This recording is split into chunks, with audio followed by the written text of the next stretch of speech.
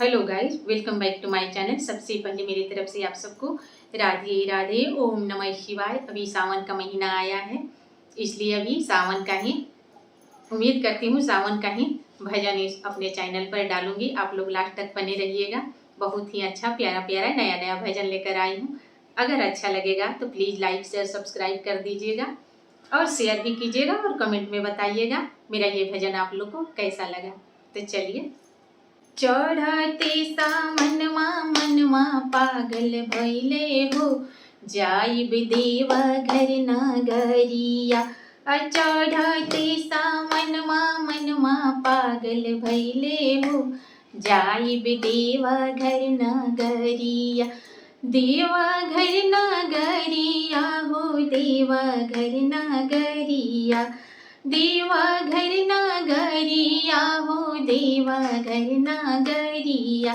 चढ़ते सावनमा मनमा पागल भैले हो, जाइब देवा घर नगरिया।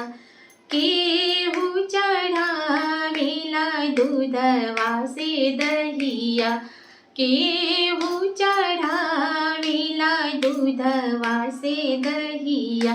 अरे हमहू चढ़ाइब गंगा जलवा हो, जाइब देवा घर नगरिया। हमहू चढ़ाइब गंगा जलवा हो, जाइब देवा घर नगरिया। चढ़ते सावनमा मनमा पागल भैले हो, जाइब देवा घर नगरिया। केहू चढ़ावेला भंगवा धतुरवा, केहू चढ़ावेला भंगवा धतुरवा। हमहू चढ़ाइब बेलपतिया हो, जाइब देवा घर नगरिया।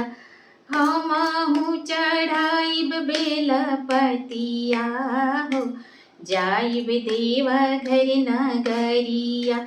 चढ़ते सावनमा मनमा पागल भैले हो, जाइब देवा घर नगरिया।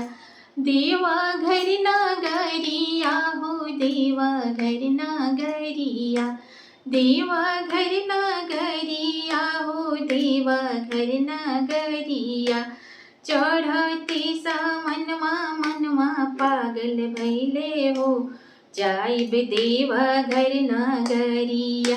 सब सखी मिली जुली कांवर लेके जाई, कांवर लेके जाइब हो, कांवर लेके जाई। बोल बम के नारा वाला गाइब हो, जाइब देवा घर नगरिया।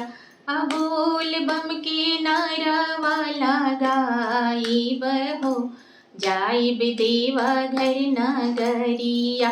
बाबा से झोली भरवाइब हो, जाइब देवा घर नगरिया। भोले बाबा से झोलिया भरवाइब हो, जाइब देवा घर नगरिया। अगर मेरा ये वीडियो भजन आप लोग को अच्छा लगा होगा तो प्लीज़ लाइक शेयर सब्सक्राइब जरूर कर दीजिएगा और अगर नए होंगे तो बेल आइकन को प्रेस कर दीजिएगा ताकि मेरे नए नए वीडियो का नोटिफिकेशन आप लोग के पास तुरंत चला जाए। फिर मिलती हूँ अगले वीडियो में, तब तक मेरे तरफ से आप सबको राधे राधे, ओम नमः शिवाय।